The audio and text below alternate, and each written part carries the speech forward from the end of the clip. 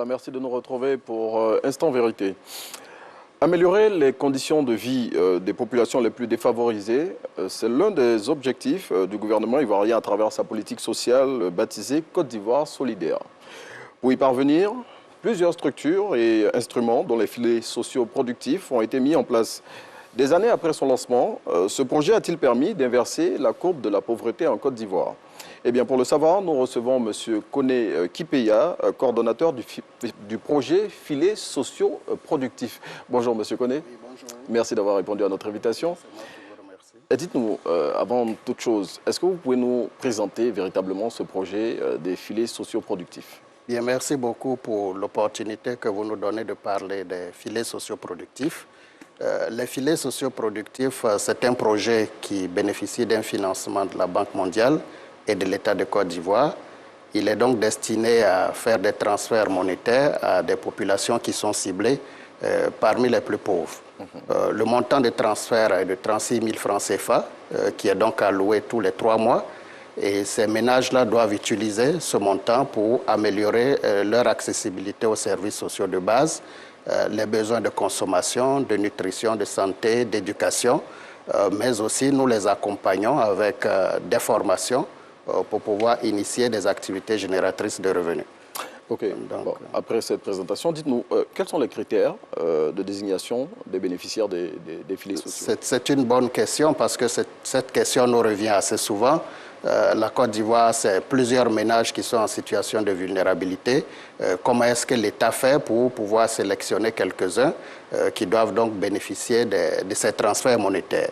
Alors, pour être tout à fait transparent avec les partenaires de la Banque mondiale, mais aussi des institutions telles que l'Institut national de la statistique et l'NCA, on a donc procédé à l'identification d'une démarche qui va d'abord s'articuler sur le repérage géographique.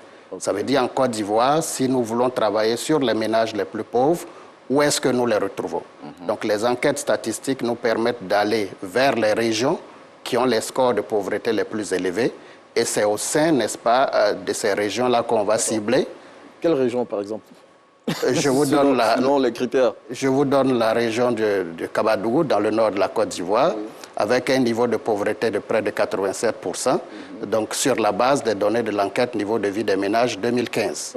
Voilà, donc c'est comme ça qu'on procède au maillage, déjà au niveau des régions, mais également à l'intérieur des régions, sur les départements ensuite, les communes, les villages, et de cette manière-là, on peut aller vers les localités où il y a plus de ménages qui sont en situation de vulnérabilité. Ah, monsieur Koné, excusez-moi. Oui, je suis toujours sur les critères parce qu'on a 3 paliers.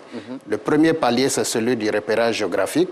Le second, c'est d'aller procéder à une enquête auprès de l'ensemble des ménages de la localité lorsqu'on est en milieu rural et auprès de certains ménages lorsqu'on est en milieu urbain. Et ensuite, on va faire une classification des ménages les plus pauvres aux moins pauvres. Et sur cette base-là, devant la communauté elle-même, on va procéder à une validation dite communautaire de la liste des ménages bénéficiaires. Ce qu'on recherche, en fait, c'est le consensus. Ok. Je veux dire, je vais revenir sur le critère pour définir qui est pauvre ou qui ne l'est pas. Est-ce que vous pouvez nous donner quelques éléments de ces critères-là? Parce que, je veux dire, on pourrait vous dire tout de suite que vous parlez du Kabadougou, mais à Abidjan, il y a des pauvres. À Bengrou, il y a des pauvres. À San Pedro, il y en a. Quels sont les critères véritablement pour définir quelqu'un qui est pauvre ou qui ne l'est pas? Nous sommes partis en 2015 avec ce projet sur la base des données statistiques de l'enquête niveau de vie des ménages. Les données statistiques dont vous parlez. Et les éléments pertinents de cette enquête statistique de 2015 disaient donc qu'est pauvre celui qui n'a pas 737 francs par jour. 737 francs par jour en Côte d'Ivoire. En Côte d'Ivoire. Et extrêmement pauvre, celui donc qui n'avait pas 335 francs par jour. Mais monsieur Koné, et donc sur cette base... Ce critère-là, excusez-moi, mais je dis partout dans la Côte d'Ivoire, il y a des personnes qui y répondent. Oui, bien sûr. Bien sûr. C'est pourquoi justement le projet est partout en Côte d'Ivoire. Le projet est actuellement sur les 31 régions de la Côte d'Ivoire. Il couvre 1905 villages.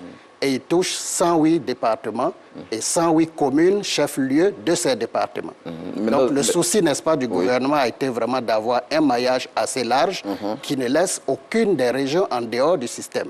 Mais ce que je vous ai dit tout à l'heure par rapport au repérage géographique, part du fait que nous avons commencé en 2015 avec une phase pilote et on allait graduellement des régions qui étaient les plus impactées par la pauvreté vers les autres ensuite, dans le souci d'une redistribution assez large du gouvernement de Côte d'Ivoire.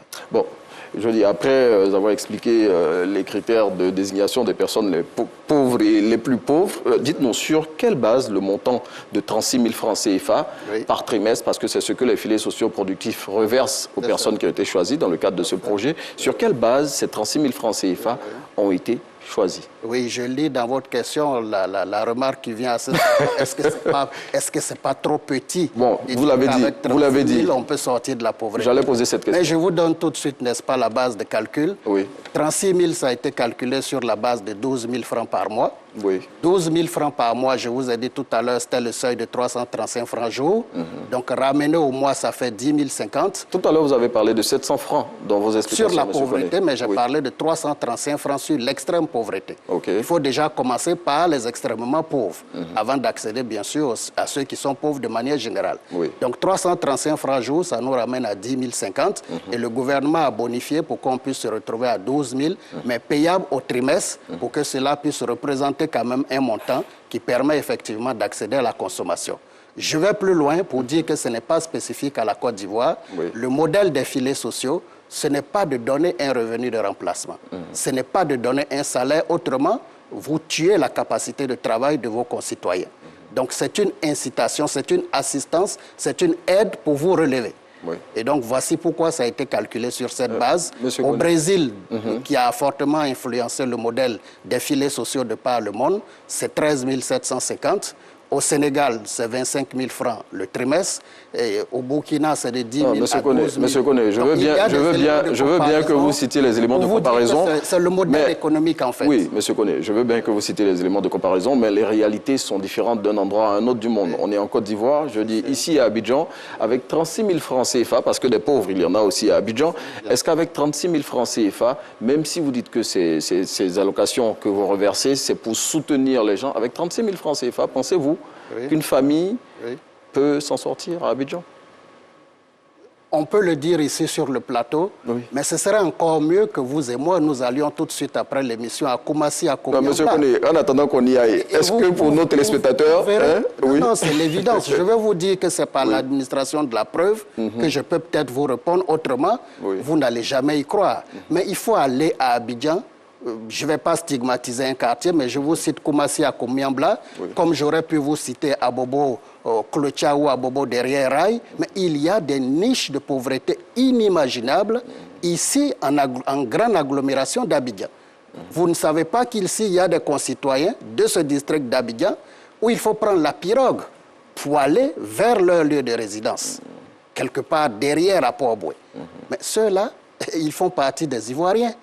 Et il faut pouvoir leur tendre la main. Et c'est là-bas que le ciblage se fait, comme je vous ai dit, aller vers les niches qui sont les plus marquées par l'extrême pauvreté. Donc ici à Abidjan, nous couvrons 21 900 ménages. À Abidjan. Vous multipliez en moyenne par 6 personnes par ménage, vous voyez un peu la magnitude que ça fait en termes de couverture. Récemment, vous avez dit lors d'une rencontre avec la presse organisée par le Centre d'information et de communication gouvernementale que les filets socioproductifs couvraient 227 000 ménages à ce jour. Dites-moi, vous accompagnez les personnes auxquelles vous reversez les allocations dans la réalisation de projets. Comment ça se fait de façon pratique?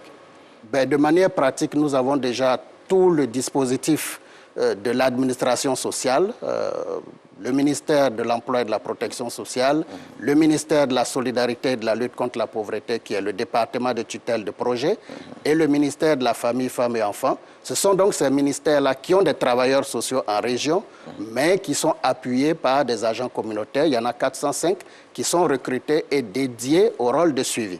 Et ce rôle de suivi-là, c'est déjà articulé sur ce qu'on appelle le renforcement du capital humain. Ça veut dire comment on va aller auprès des ménages, les sensibiliser sur les pratiques familiales essentielles, le planning familial, l'amélioration de la nutrition, la lutte contre les violences basées sur le genre, mais qui vont aller plus loin, former sur la bonne utilisation du budget familial, l'initiation des activités génératrices de revenus, la mise en association, et c'est tout cela qui permet en définitive de voir comment est-ce que les 36 000 sont un investissement dans le capital humain Et le retour sur investissement, c'est tout ce que je viens de citer. Monsieur Koné, après 3 ans, les bénéficiaires des allocations du projet filets sociaux sortent du projet et ils laissent la place à d'autres.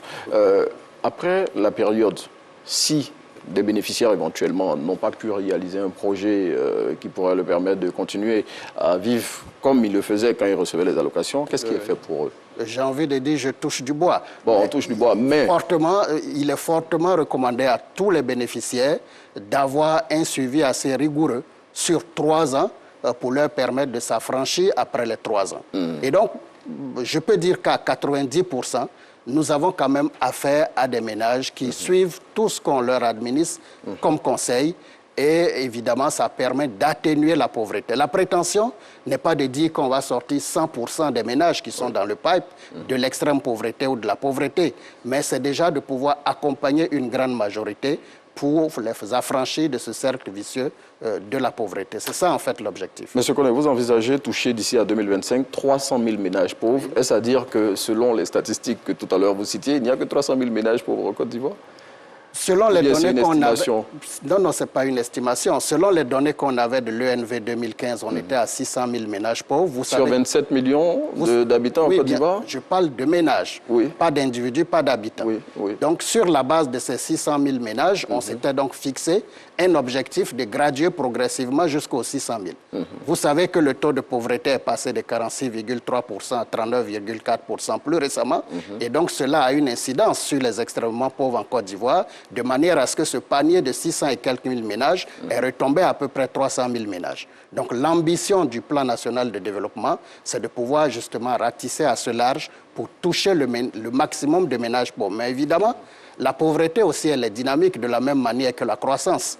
Donc plus il y a de la croissance, ça va peut-être déplacer le curseur d'un niveau de 737 francs à un autre niveau plus élevé, mais évidemment, il y aura toujours relativement des ménages pauvres. Donc travailler à lutter contre la pauvreté, j'allais dire, est une quête perpétuelle pour un gouvernement qui aspire au bien-être de ses concitoyens.